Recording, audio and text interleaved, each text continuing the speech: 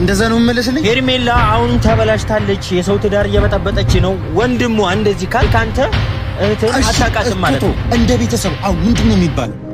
እስቲ ቤተሰብ አሁን ምንድነው ይባል? ትዳር ያለው ሰው የሰው ባል ይዛ ወጣች። ምን አይነት አማርኛ ነው? ትርጓሜ ምንድነው የሚሰጠው? አንተ ቤተሰብ የለህም፣ እህት የለህም። እናቴ ትሙት አስቀይማል። ፊትን ነው ማበላሽው። እንዴት በሁለትና በሶስት ቀን ውስጥ ከዛ ካዘንክበት ከተሰበርክበት ማንነት ውስጥ ወጥተህ አገባው ለማለትና ቀለበት ለማሰር የቸኮልክ አይመስልም? ቀለበት እንድታረግልኝ እፈልጋለሁ። እምርሾ አዎ። እንዴ ከመቼ ጀምሮ ነው ቀለበት እምነት መሆን የጀመረው? የፈጠንክ አይመስልም ነው ወይስ ይቺንም ገና የፈረምክላት 80 ሳይደርቅ ፈተ ሌላ ሴት አግብተ ልታስደምመን ነው? ያንተ ነገር እኮ አይታመንም።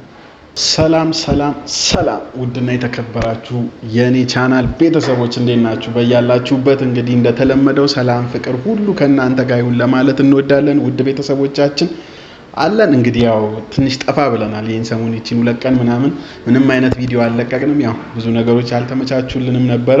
ያው ግን ዛሬ ነገሮች ሲመቻቹ ከች ብለን ወደ እናንተ መተናል። ውድ ቤተሰቦች እንግዲህ በእያላችሁበት እንግዲህ ሰላሙና ፍቅሩን ያብዛላችሁ ለማለት እወዳለሁ። የተከበራችሁና የተወደዳችሁ የኔ ድንቅና ተወዳጅ ቤተሰቦች በእያላችሁበት ፈጣሪ ሰላሙን ይስጣችሁ። እንግዲህ ሰሞኑን አንዳንድ ነገሮች በጣም ብዙ ቪዲዮ ተለቀዋል። እንግዲህ እንደተመለከትነው እናንተም አይታችሁታል፣ እኔም አይቻቸዋለሁ።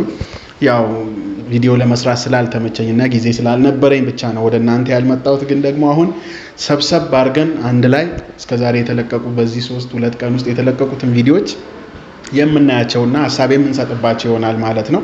ያው እንግዲህ እንደተለመደው እየሄደ ያለው እየሆነ ያስጠላና የሚያስቀይም ስራዎች እንደሆኑ እንግዲህ ከዚህ ቀደም በተነጋገርናቸው ቪዲዮዎች ላይ አንዳንድ ነገሮችን ለማለት ወደን እንደነበር አይታችኋል፣ ተመልክታችኋል። ዛሬም እንግዲህ ምንም ያው ደስ የሚል ነገር እንደሌለ ነው እንግዲህ የተመለከትኩ የነበረው። ቪዲዮዎቹን እንግዲህ ያየው ነበር። አብርሃምም ጋር ሄርሜላም ጋር እንዲሁም ናቤል የተለያዩ ጓደኞቹ ጋር የሚለቀቁ አንዳንድ ቪዲዮዎችን ለመመልከት ጥሪ ያለው በተቻለኝ አቅም እንግዲህ እንዳየነው ከሆነ ግን በጣም ደግሞ የሚያስጠላ ነገሮች ተከስተዋል በዚህ 2 እና 3 ቀን ውስጥ ማለት ነው።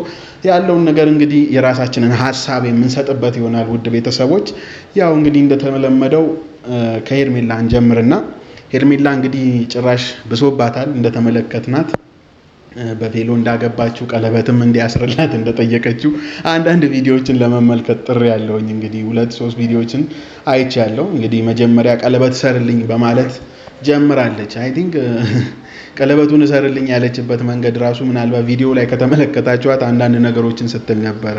ተመልሰው ወደ ሩታ እንዳትሄድ እምነት እፈልጋለሁ፣ ቀለበት እንድታስርልኝ እፈልጋለሁ እያለች ስታወራ ነበረ። አይ ቲንክ እንግዲህ ቀለበት የአብርሃምን ያስገዛልኛል ወይንም አስሮ ይዝልኛል ብለሽ የምታስቢው ጉዳይ እንዳልሆነ በትንሽ ነገር ላስረዳሽ ፈልጋለሁ ሄርሜላ እዚህ ጋር እና እንግዲህ ያው እያደረግሽ የነበረው ነገር ማስማማት ሲገባሽ ክፍተቱን ተጠቅመሽ በዛ ክፍተት ውስጥ የራስሽን ህይወት ለመመስረት እየሄድሽበት ያለው መንገድ አሁንም ደግመን እንደምንነግርሽ ከሆነ እጅግ በጣም ካንቺ የማይጠበቅ የወረደና እኛን የማይወክል ማህበረሰባችንን ባህላችንን የማይወክል ነገር ነው እያደረግሽ ያለሽው። ጭራሽ አንቺ ቀለበት አስሮልሽ ቬሎ ለብሰሽ መጣሽ። በጣም ነው የምታስቂው። ያንቺ ይሁን እኔ እሱ እንደዛ መሆን ነው እኔ ሊገባኝ የማይችለው ነገር። ዛሬም ነገም ከነጎዲያም መቼም አብርሃም እያደረገ ያለው ነገር በየትኛውም አይምሮዬ ሊገባኝ አልቻለም። እንግዲህ ውድ ቤተሰቦች የሷስ ይሁን እሺ፣ ቬሎ ለብሳ መጣች፣ እሱን ሱፋ ለበሰችው። የይምሰል ትዳር እኮ እንደዚህ የሆነ ተራራ ቦታ ሄደሽ በመኪና መጥቶ ሱፍ ለብሶ ቬሎ አልብሶሽ ምትኖሪው ኑሮ አይደለም። እዛ ጋር እንዳሳየሽው ሴርሞኒ ቀላል አይደለም። ውስጡ ስትገቢ ምን አይነት ህይወት እንደሆነ የነበረበትና የሄደበትን መጠየቅ ትችያለሽ። ትዳር ውስጥ ያሳለፉ ሰዎችን ማለት ነው። ከፈለግሽም እዛው አብርሃምን መመልከት ትችያለሽ። ከተጋቡ በኋላ ምን አይነት ህይወት እንደኖሩ በትዳር ውስጥ ያለውን ነገር ምን እንደሆነ እዛው በትንሹም ቢሆን ብዙ አመት ባይቆይም እንግዲህ አብርሃም ትዳር እንደተለምነው ብዙ አመት ባይቆይም ባሳለፈው ትንሽ ጊዜ ግን የትዳርን ህይወት ትንሽ ኤክስፒሪየንስ አለው ብዬ ስለማስብ ከአንቺ በተሻለ ማለት ነው።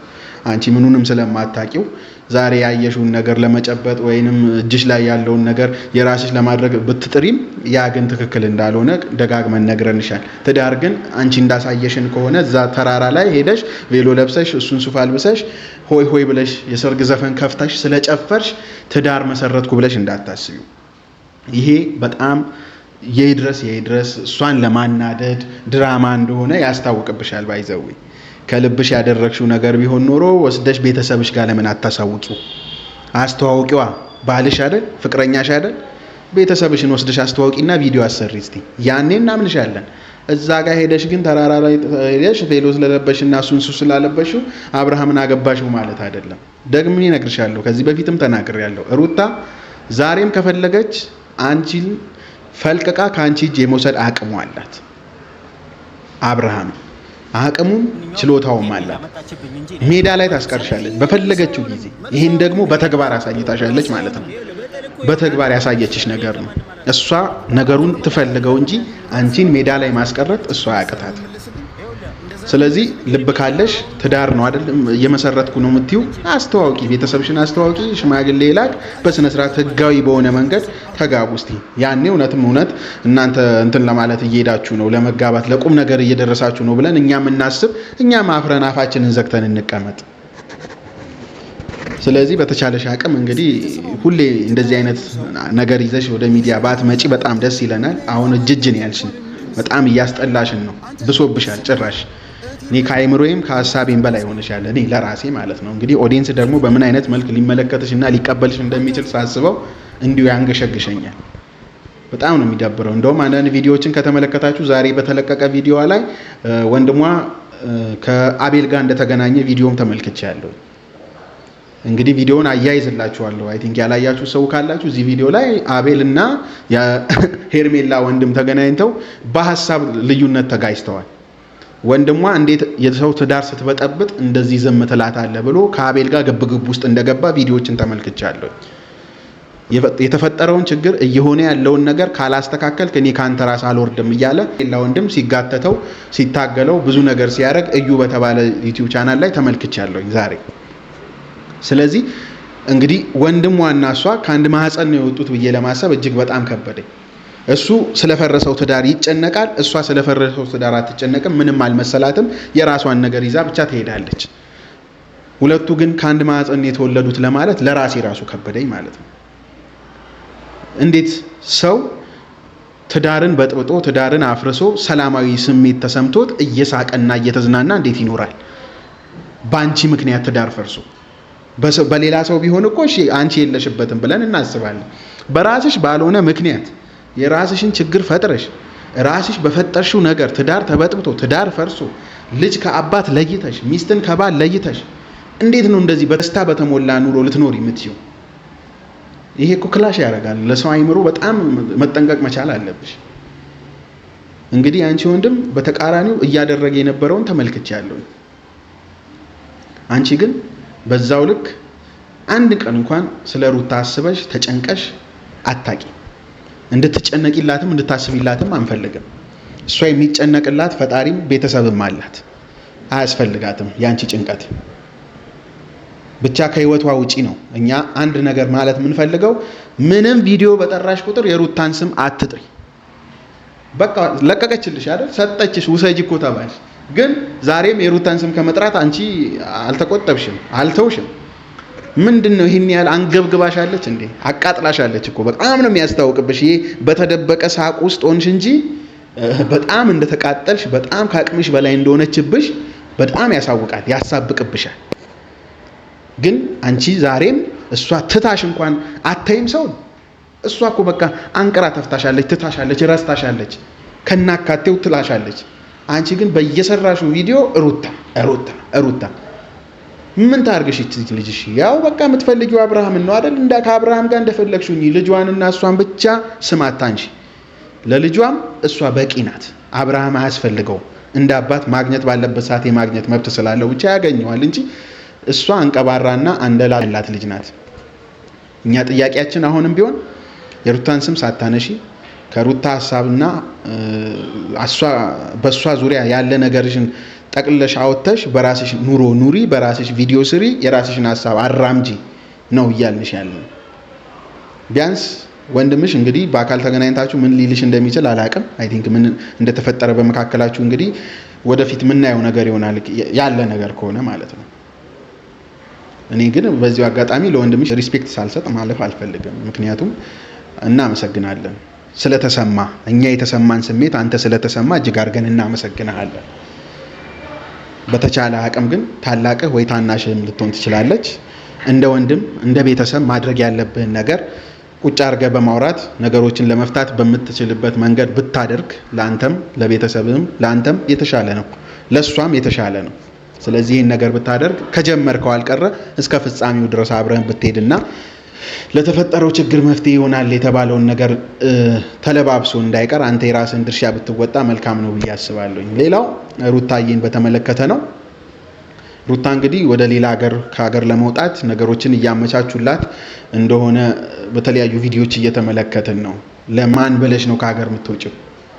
ማንን ለማስደሰት? ይገባናል እኮ ለተሻለ ኑሮና ለተሻለ ነገር ነው። ይገባናል። ነገሮች ሁሉ ከአይምሮሽ እንዲረግፉልሽ ሁሉን ነገር እንድትረሺ ራቅ ወዳለ ቦታ ብትሄጂ ለአንቺም ሰላም ነው፣ ለእነሱም ሰላም ነው። ስምሽንም ከመጥራት ያርፋሉ። ይገባናል። ግን ይሄን በማድረግሽ የሚደሰት አካል አለ። እሱ አካል ደግሞ በአንቺ እዛ በመሄድ እንዲደሰት አንፈልግም። እኛ እኮ ደስ ይለናል፣ ችግር የለም። ለእኛ ደስታ ችግር የለም። ሌላው አካል ግን የሚደሰተው አንቺ እዛ በመሄድሽ ደስ ብሎት ሳይሆን እንደዚህ ያደረግኳት ብሎ የሚደሰት አካል ስላለ ለዛ አካል እንዲደሰት ብለሽ አንቺ ሀገር ለቀሽ የምትወጪበት ምንም ምክንያት የለም። እዚሁ አጠገባቸው ቁጭ ብለሽ አንቺም እግዚአብሔር የሰጠሽን ነገ እኮ ምንም የሚታወቅ ነገር የለም። ለአንቺ እግዚአብሔር የተሻለ ነገር እንደሚያመጣልሽ ደግሞ እርግጠኛ ነኝ።